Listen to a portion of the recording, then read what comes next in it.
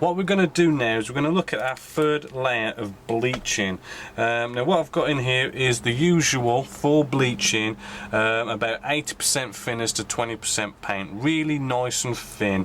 And what I've got and all I've got in here, sorry, is just H308, and I'm just going to now add a little bit of black to our mix, like so. Now when it comes to black, we don't really need to add too much. White, I mean, we normally have to add a bit, but black, I mean, it really is just a bit. It really does darken up quite quickly with black, hopefully, as you're seeing. Right, now we've got that to a nice sort of a darker tone to that of our original grey now, so I'm just gonna put that to one side, tidy myself up a bit. And what we're going to do is, actually what we can do here is both our pre-shading as well as our bleaching, because what I want to do here, just check and make sure everything's flowing nicely. Right. So that's looking good. What we want to do now is just the same as our bleaching layer 2, right? Bleaching layer 2 was just bringing out certain areas more whiter, right? Rather than a general all-round, all panel lines being bleached in. We want to do the same with this layer 3, but we can go in darker, right? So we're going to just add the odd little darker patch just here and there, just to kind of give us this kind of depth of, you know, everything's random and there's lots of different weathering going on, and it's very patchy, it's very worn, very weathered. And at the same time, what we could also do is start looking at doing some pre-shading now. Pre-shading is the same, is sort of the same, sorry, not pre-shading, okay, and we're going to do post-shading, sorry, now, which is the same as pre-shading, apart from we do it on top of our coat that we've done. Right, so what it is you come along and you get your panel lines like so, and just start to fill them in as you would pre-shading. But the key to this is you want a nice thin mixture, so that we're not kind of going too in your face. We're just lightly kind of bringing out all our recessed panel lines and recessed rivets a bit more in a different tone that we was doing with pre-shading. The other thing is to remember with this as well is you need to keep it random. We really don't want to be going down the route what we did with pre-shading, where it's all panel lines are sprayed black and it's all pretty even. You know, we want it to be a little bit random. So say some panel lines we're just going to leave, we're not even going to kind of even do any sort of pre-shading on there. Some panel lines being a little bit lighter, you know, some panel lines maybe we kind of really touch it, like say at the back of here, sorry you're a bit off camera there, say at the back here where it's like the engine section where it gets all dirty, we could maybe really sort of make it more pre-shade here, make it a little bit darker. Because we've got a thin mixture, if we go over it a couple of times it gets darker and darker and darker and darker. If we quickly go over it once, it's very lightly going down. So this is what we can do here.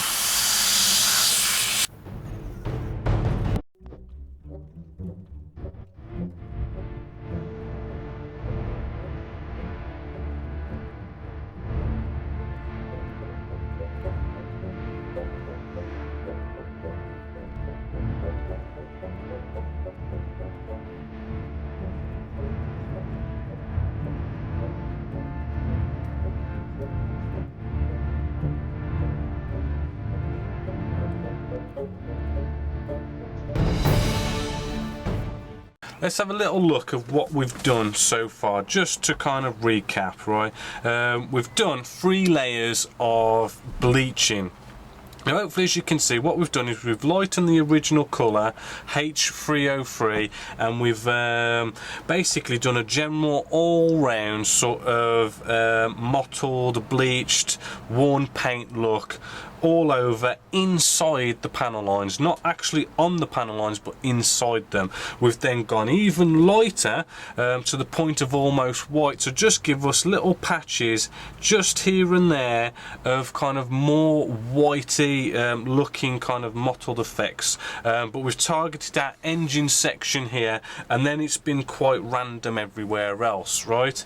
And then what we've gone to the opposite kind of colour here. We've gone darker with some bleaching as well, and as you can see, we've got like a little patch here, a couple of little patches here, just bleaching inside the panel lines, just to give us this kind of very kind of mottled, different colours going on here, to give us this very kind of worn, sort of dirty look.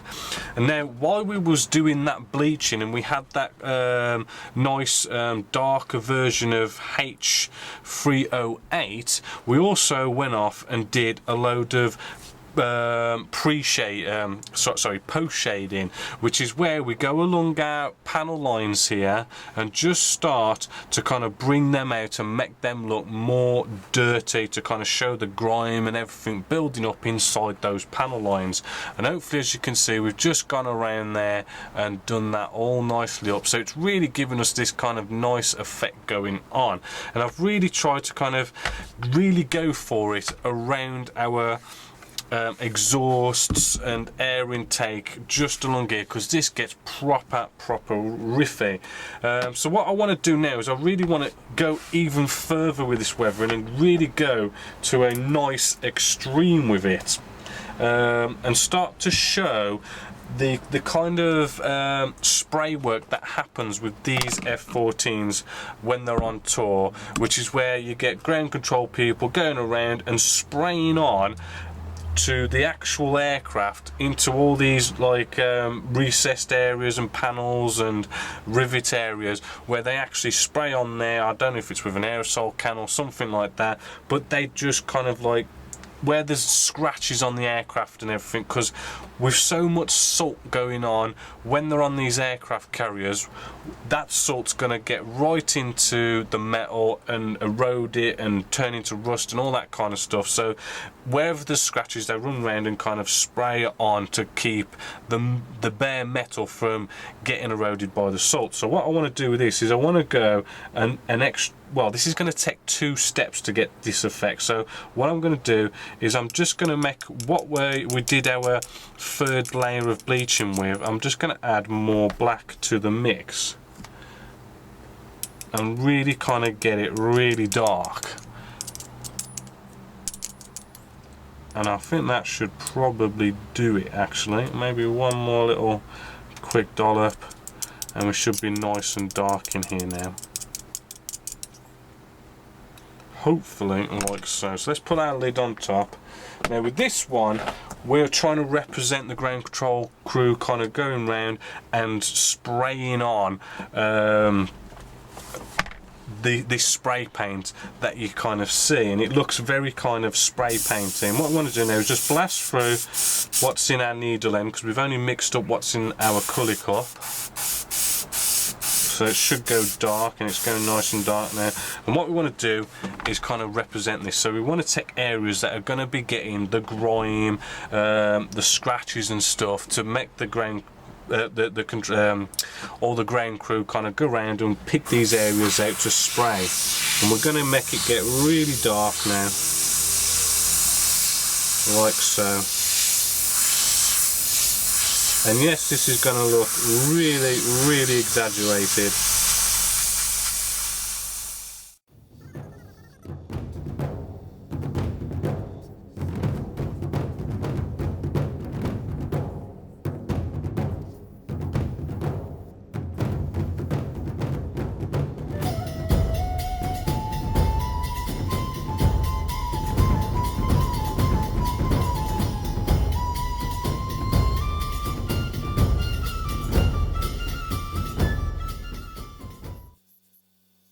as you can see, that's this kind of like spray on ground crew kind of look we're going for is pretty damn exaggerated and is looking nothing like it. Now, just to kind of show you where I've done it, again, this exhaust and air intake section, they get absolutely riffy, right? So I'm really targeting this area for the ground crew going off and really kind of patching up all these kind of like scratches and real dirty areas to you know, do that whole anti-corrosion thing.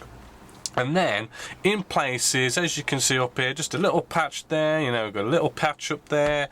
You know, it's just doing a bit of a patch here and there and just randomly doing it. And I've even got our wings here and there's like a bit of a patch there and here and there. So what we want to do now to finish off this kind of proper spray on work is got a bit of thinners here in a bit more of a finer airbrush. I mean, this I've got something like a 0.15 needle in here, so we want to get pretty fine. So let's give this a quick shake. I'll put my paintbrush down because these things take a bit to open up. And for this, we want to kind of get almost maybe like a bit of a thicker paint than what we've been using lately. We want to kind of get it, there's a paper towel, here we go. Get it maybe about 60% thinners to 40% paint.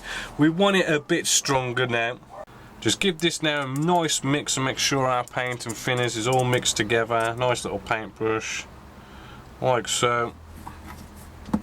And then we just want to check, make sure our paint's coming out just the way we want it.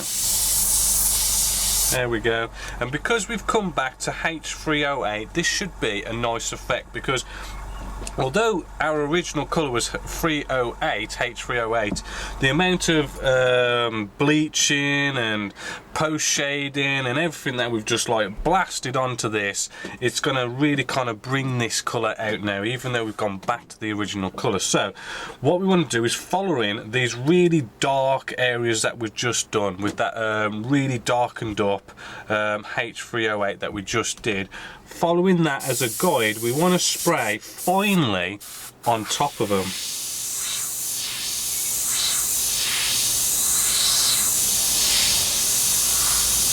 Just like so. So hopefully, if I bring you in a little bit more, right, what you're seeing is a nice effect. So hopefully what we're seeing now is this nice effect of what looks like nice, clean, sprayed on paint. And because we're coming in with a nice fine needle, nice fine airbrush, hopefully, as you can see, what looked quite exaggerated, all this black going on here, because we spray this nice clean fresh paint, which is our original F-14 colour, it gives us this spraying effect.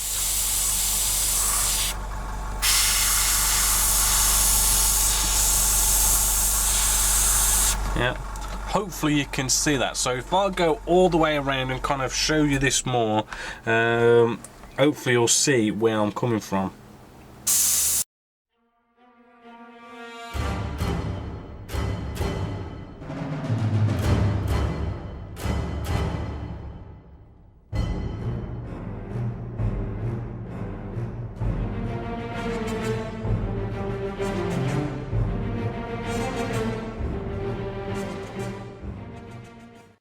As you can see, all this dirty spray work is all now done, and hopefully what you can see is this whole kind of mega weathering going on with our spraying. From memory, I mean, we've used about 3 or 4 layers of bleaching, creating this nice sort of mottled effect, so our paintwork isn't just flat H308, it's very mottled with lots of different lighter shades, darker shades. And then inside on our panel lines itself, we've got this general kind of all round with our our pre-shadings, brought those out a little bit dark, and then we've done some post shading which brought them out even darker. And then we've also got this kind of ground crew maintenance thing going on, where they go round and they spray up any kind of scratches and all that kind of weathering stuff that goes on to stop the salt from getting down into the metalwork and rusting it. And that is the kind of patchwork that I've just kind of like done up there. Now there is a lot more weathering I want to do with this to kind of enhance it even more. Now the one other thing is, you're probably looking at this and maybe thinking that's a bit OTT, which it is. I've deliberately made it a little bit more over the top than I want it, right? Because what's going to happen is we're going to put a gloss coat on top of this to seal it in. We're going to put decals on. We're going to come along and we're going to be doing all sorts of weathering techniques on this, and all those things are going to slowly blend this paintwork in. It's going to blend it, it's going to dull it down a little bit. And the thing is, we put in gloss coats on, it darkens up the colours. When you put a matte coat on, it lightens up the colours. So all this is not the way the finished result is going to look. You've also got to remember, we've got a bit of a kind of a almost glossy patches on here, and sort of satin patches on here, and even slightly matty patches going on here with the amount of different weathering techniques we've done on here. So the different kind of surface sort of reflections that we're getting off this is also going to change it when we come in with just a nice flat black at the end. So what I'm basically saying is, to kind of put it simply, is when it comes to spray weathering, exaggerate it a bit more than you want it, because when it comes to do all those different bits and bobs that go on, it's going to be dulled down a bit. So just exaggerate it a bit more than you want it. So what I want to do now is I want to leave this to dry. I don't want to come along and slap a quick gloss coat of our future on, because the one thing is with the Mr. Hobby colour range, their acrylic range, is it seems to dry almost like enamels do, in the sense that as much as I'm touching this now and it feels all nice and touch dry, I do find that if you kind of press on it or you hold it too much, it can you end up leaving like fingerprint marks, and it doesn't properly dry, cure and go rock hard, which is what you want to do before you put any kind of gloss coat on top of this, because you can have all sorts of nasty problems like cracking and that sort of thing. So let's just leave this to dry. Let's be patient. Let's put it to one side, let it dry. We'll quickly whack on a bit of gloss, and then we can look at masking this up to start looking at doing our other 2 colours that we're going to be putting on this, or maybe one more colour depending, because I'm kind of a bit iffy on what kind of colour to use on top, and there's also a side colour that you could or may not want to use. So let's just leave this to dry now. Right, before we come along and put on our second colour, what I want to do is want to get masked up all nice and ready. Now I did put on about 1 coat, maybe 2 coats of gloss on our underside paintwork. Right, that's now saved this work. We haven't got to worry too much about any kind of scratching or anything like that, as well as when we come along and do our masking and start masking this all up, we haven't got to worry about peeling or pulling up the paintwork or anything like that, because it's had enough time to dry. It's been sealed in with a gloss coat, and then that's had enough time to dry, so we're nice, all safe and saved. So starting along with some masking. Now just on here, we're going to just mask the bottom here, and I'm just going to put a nice curve just here. And a real good masking tape for putting curves is this 1mm jammy dog tape. Right, and all we need to do is try and find the end. There we go. Pull a nice bit off. Alright, and then what we want to do, we want to get it, let's get you in a bit more closer as well. There we go. What you want to do, you want to get it where you want it to start. Ish. Right, and cocktail sticks are also a good one as well in those not hard to reach places, and we can just push that in right to where we want it to end. And then what we can do is with one, say a thumb or a finger, we can just bring that around and curve it around to where we want it to then start the next straight line.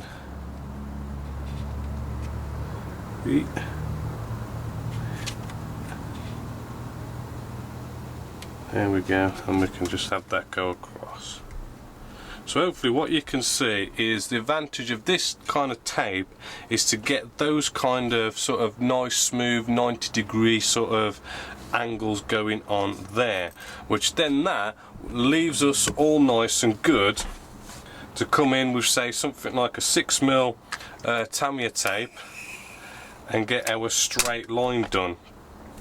So we can pick up where our jammy dog tape is kind of getting us to start, like so. Get it lined up how you want it, right? And what you want to do is, when it comes to putting a nice straight line down, is to actually put one finger where you're starting and then use your other finger and just take it right to the end.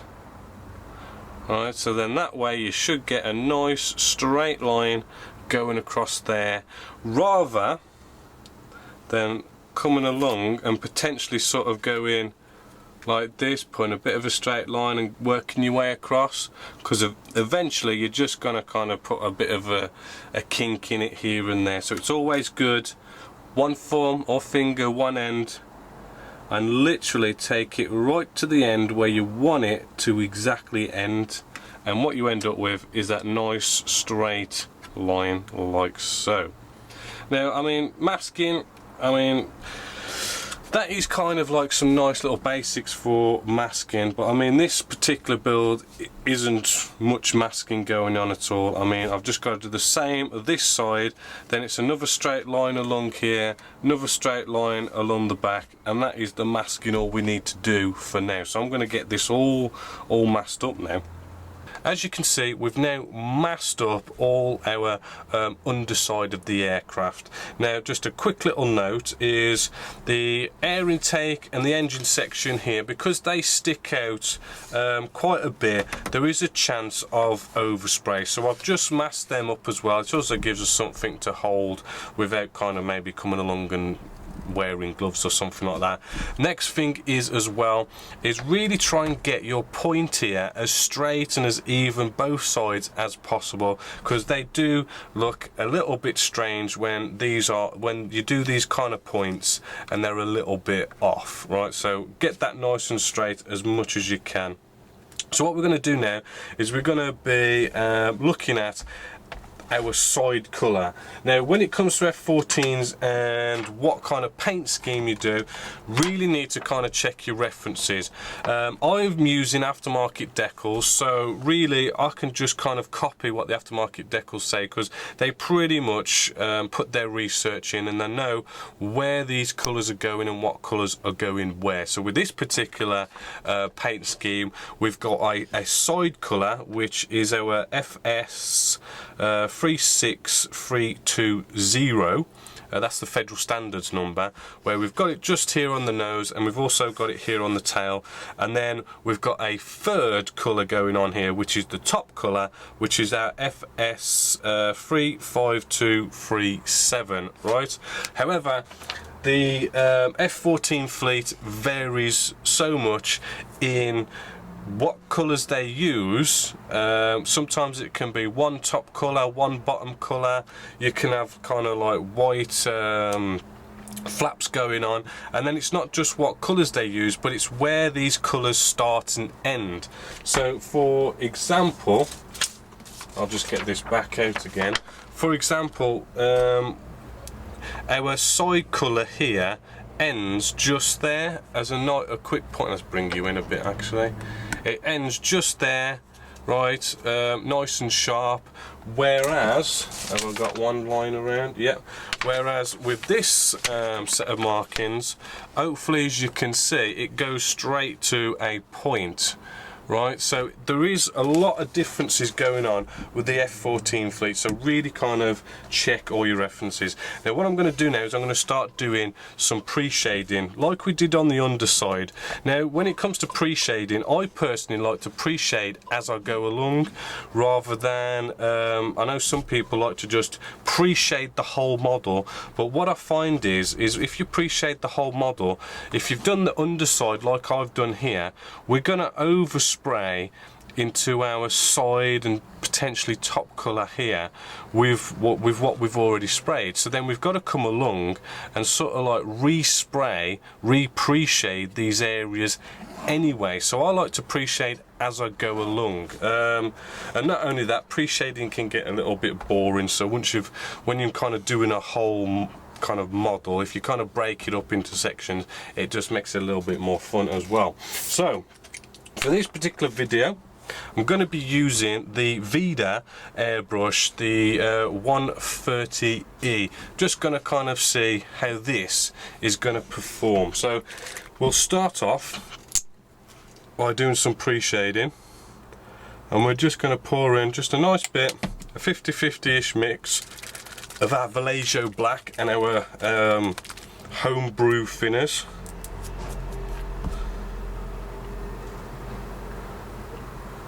So there we go, sort of a nice 50-50 mix. Give it a nice stir just to make sure we're all mixed up in there.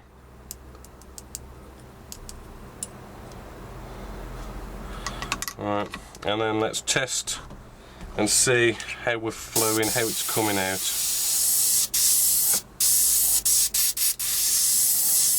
And we're not looking too bad. Alright then, so we might want to get like something to prop up when we're working on the sides, and we want to just come in nice and easy, and let's see how this airbrush works. And so far it's not bad.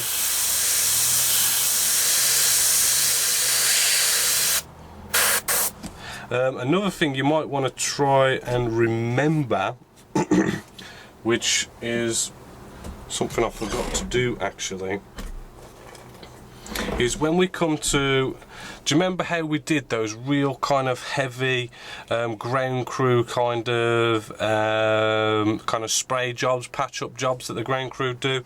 Try and mark with a red pen onto the actual masking tape, just to indicate, because we're going to spray over that, but we want to put that ground crew thing back in, because what we've got is we've got a half of one colour and half another colour, and we want to kind of put that back in. As you can see there, we want to make sure we get that, and we've got another one over here, this heavy kind of spraying. Just mark that so we know we need to put that back in, but with this new colour we're putting on now. Let's just double check everywhere else. Yep, we're all good to go. It's just those two front points there, so I've just quickly marked that. Back to our new little cheap airbrush here. So far going down quite nicely. I mean, it's not as fine as the Infinity, but it is coming out rather nice. The trigger feels quite nice and loose, not kind of nasty, although I've only just been spraying this a bit. I think we kind of got rid of that. A little bit of a blockage going on there, and here we go, we're feeling like we're getting blocked up here. Quick little squirt there. Right then, nothing is coming out of this airbrush now. So let's take our little safety guard off. Let's kind of wipe the end of the needle, because obviously we've got paint drying on the end of the needle. And let's go again.